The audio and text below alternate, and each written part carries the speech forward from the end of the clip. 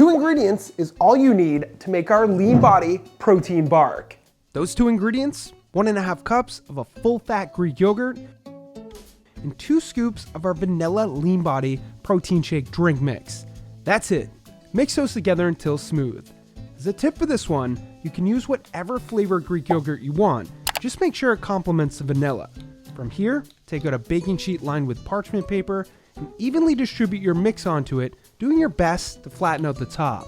You can now either put it into the freezer until frozen or top it with anything you want for added texture, like crushed up pretzels, nuts, dried fruit, and so on.